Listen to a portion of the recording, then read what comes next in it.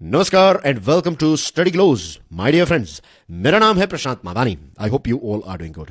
दोस्तों, I am sure you all are aware about this fact कि अभी कुछ ही समय के अंदर हमारे देश में जनरल इलेक्शंस होने वाले हैं और ऐसे समय में एक बहुत बड़ी खबर हमें पढ़ने को मिल रही है, सुनने को मिल रही है और आज fortunately we are going to analyse this news item. News तो बहुत सारे रहते हैं, लेकिन न्यूज में जो चीजें आती हैं उनका एनालिसिस करके चीजों को गहराई से समझने का काम जो है वो हम यहां पर करते हैं।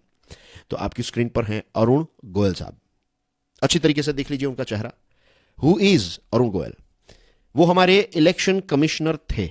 उन्होंने रेजिग्नेशन दिया है। याद रखिए, उनकी जॉब जो है वो फिनिश नहीं हुई, इन द सेंस के उनका टेन्योर जो है वो फिनिश नहीं हुआ, लेकिन उन्होंने पहले ही अपनी तरफ से एक रेजिग्नेशन दे दिया है। ये 9 मार्च की बात है और लॉ मिनिस्ट्री ने यह कंफर्मेशन दिया है, नोटिफिकेशन दिया है कि प्रेसिडेंट द्रौपदी मुर्मू जी ने यह रेजिग्नेशन जो है इसको एक्सेप्ट भी कर लिया है।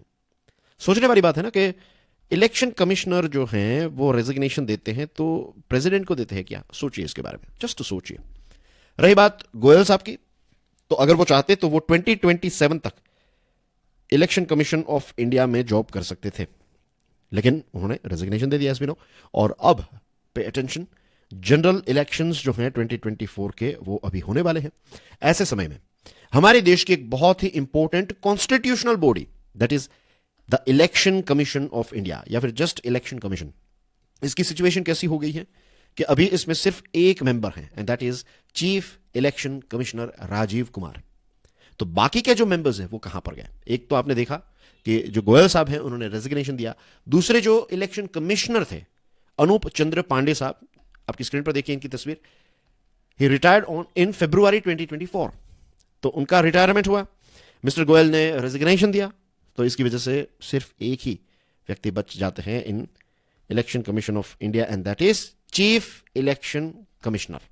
मिस्टर गोयल जो हैं he is of course an IAS officer, 1985 batch के ऑफिसर हैं, पंजाब कैडर के थे और उन्होंने इलेक्शन कमीशन को नवंबर 2022 में ज्वाइन किया था।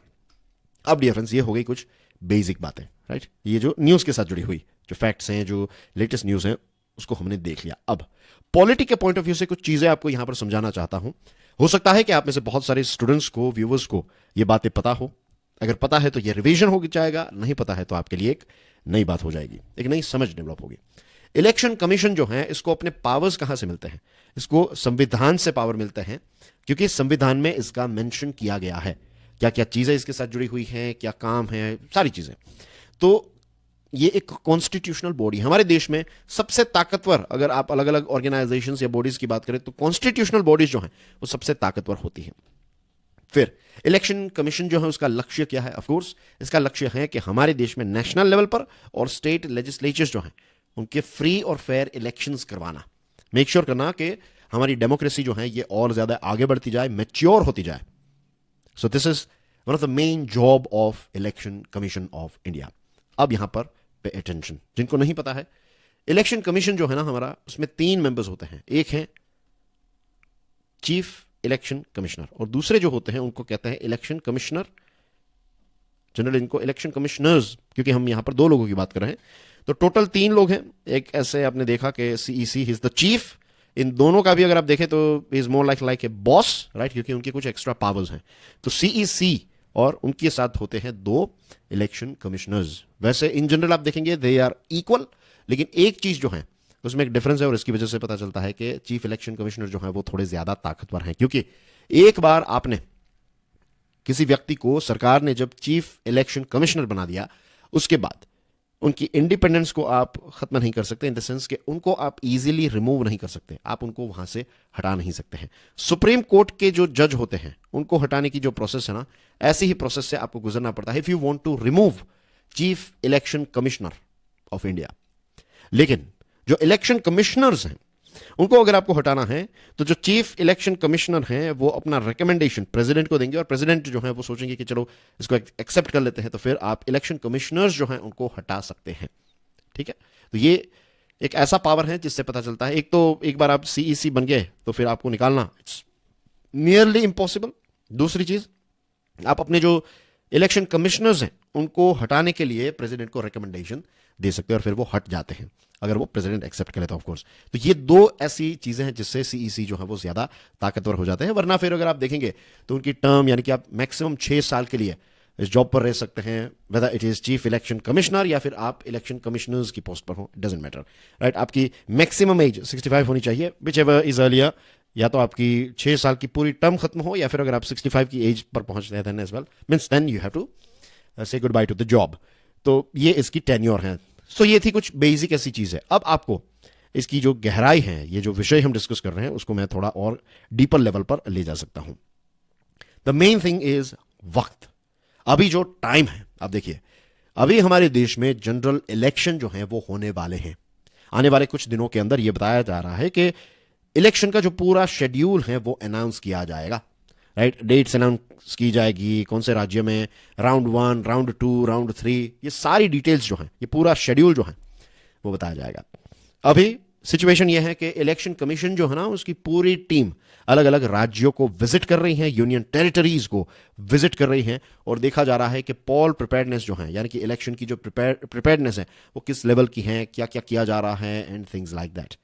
सो dear friends, you can imagine के एक बहुत ही इंपॉर्टेंट ऑर्गेनाइजेशन जिसके टॉप 3 मेंबर्स में से अगर 2 मेंबर्स मिसिंग हैं, 2 मेंबर्स नहीं हैं, तो जो अकेला बंदा बचा है चीफ इलेक्शन कमिश्नर, उन पर कितना ज्यादा लोड आ गया होगा, यू कैन इमेजिन। और as an institution, as an organisation, election commission जो है ना ये एक ऐसा ऑर्गेनाइजेशन है जिसने अलग अलग चैलेंजेस को देखा है, नो डाउट अबाउट इट, बहुत सारे अलग अलग चैलेंजेस को देखा है। तो ये अपने आप में एक नया चैलेंज होगा आई बिलीव। और इलेक्टोरल बॉन्ड्स जो हैं उसका भी वर्डिक्ट आया अभी 15 फेब 2024 की बात है जब सुप्रीम कोर्ट ने यह वर्डिक्ट दिया कि इलेक्टोरल बॉन्ड्स जो हैं दे आर अनकॉन्स्टिट्यूशनल। और इलेक्टोरल बॉन्ड्स को लेकर सुप्रीम कोर्ट जो है उसका मीन्स अभी एक बहुत ही इंपॉर्टेंट हियरिंग है, right. It's about associated with SBI. मैं और ज्यादा डिटेल्स में नहीं जा रहा हूं इस केस की, लेकिन अभी आने वाले आई थिंक 2 दिनों के अंदर ही, 1 या 2 दिन के अंदर सुप्रीम कोर्ट का एक बहुत ही इंपॉर्टेंट हियरिंग होने वाला है ऑन इलेक्टोरल बॉन्ड्स। और एक तरफ जनरल इलेक्शंस होने वाले हैं, दूसरी तरफ सुप्रीम कोर्ट अपना एक इंपॉर्टेंट जजमेंट दे सकती है और ऐसे समय में ये ऑर्गेनाइजेशन जो है वो अपनी पूरी स्ट्रेंथ में नहीं है। So this are the things that are going on at present. रही बात अब क्या होगा उसकी, तो देखिए हमारे देश में ऑफकोर्स इनकी अपॉइंटमेंट को लेकर कुछ रूल्स है। जैसे मैंने आपको बताया कि वैकेंसीज अभी खाली पड़ी हैं, तो इलेक्शन कमिश्नर जो हैं इनकी पोस्ट को ऑफकोर्स फिलअप तो करना ही पड़ेगा। और इसको फिलअप करने के लिए अभी जो नया कानून है वो इंप्लीमेंटेशन में है। नया कानून जो है इसका नाम है chief election commissioner and other election commissioners appointment conditions of service and term of office act 2023। ये दिसंबर 2023 में ये लॉ जो है वो हमारी देश की पार्लियामेंट ने बनाया। और जो ये लॉ है उसमें ये है कि एक सिलेक्शन कमेटी रहती है। तो ये सिलेक्शन कमेटी जो है इट्स लाइक आप समझ लीजिए कि पोस्ट के लिए जो प्रोफाइल को हंट डाउन करना, देखना कि किसको हम सिलेक्ट करेंगे। तो ये सिलेक्ट कमेटी में 3 लोग हैं। एक तो है it is headed by prime minister, हमारे देश के जो प्राइम मिनिस्टर हैं is the head of this selection committee, right. इसके साथ इसमें एक लीडर ऑफ ऑपोजिशन रहते हैं, राइट, और leader of opposition in the Lok Sabha of course. And then we have prime minister के द्वारा अपॉइंट किया गया या फिर नॉमिनेटेड एक यूनियन मिनिस्टर। तो आप समझ लीजिए रूलिंग पार्टी के 2 लोग, राइट। यहां पर यूएम लिख रहा हूं, that is union minister, prime minister, तो ये तो एक ही घर के हैं। And then you have leader of opposition. ये जो स्ट्रक्चर अगर आप देखें ना, then as well this structure is to be honest weak. मेरे पॉइंट ऑफ व्यू से तो ये वीक ही है, कमजोर है। क्योंकि पहले क्या हुआ करता था, यूनियन मिनिस्टर की जगह पर यहां पर हुआ करते थे चीफ जस्टिस ऑफ इंडिया। लेकिन फिर लॉज में कुछ बदलाव किए गए, this is the law now. तो इसमें यूनियन मिनिस्टर है तो होगा क्या, मेजोरिटी विंस वाली सिचुएशन। तो प्राइम मिनिस्टर जो कहेंगे, प्राइम मिनिस्टर अगर कहेंगे कि भाई प्रशांत मावानी जो है उनको आप चीफ इलेक्शन कमिश्नर बना दो, राइट, सिलेक्शन कमेटी ने मेरा नाम सिलेक्ट किया या फिर आपका नाम सिलेक्ट किया, तो लीडर ऑफ अपोजिशन को अगर प्रॉब्लम भी होगा then as well nothing will happen. Earlier case में क्या हो सकता था कि लीडर ऑफ अपोजिशन और सीजेआई को लगे कि नहीं भाई ये बराबर नहीं है, तो फिर it would be a big problem. यहां पर पीएम ने सोच लिया एक बार, दैट्स इट, वही होगा। और ऐसा नहीं कि अभी के जो पीएम है उसकी मैं बात कर रहा हूं, अगर ये लो ऐसा ही रहा तो फ्यूचर में जो भी पीएम्स बनेंगे, आज नहीं नेक्स्ट टेन्योर में मे बी, या फिर उसके बाद की टेन्योर में, उसके बाद की टेन्योर में, जब तक ये एडिट नहीं होगा, एमेंड नहीं होगा, तब तक यही सिचुएशन चलती रहेगी। मार्च 2023 में, आज से आप पकड़ लीजिए 1 साल पहले की बात है, सुप्रीम कोर्ट ने यह कहा था कि जो सिलेक्शन पैनल है ना उसमें prime minister, leader of opposition और चीफ जस्टिस ऑफ इंडिया होने चाहिए। कब तक? जब तक इसको लेकर कोई प्रॉपर लॉ सरकार नहीं बना लेती है। और फिर दिसंबर 2023 में जो अभी हमने देखा ना, सरकार ने एक नया लॉ बनाया, तो इसमें सीजेआई जो है उनको हटाया गया है।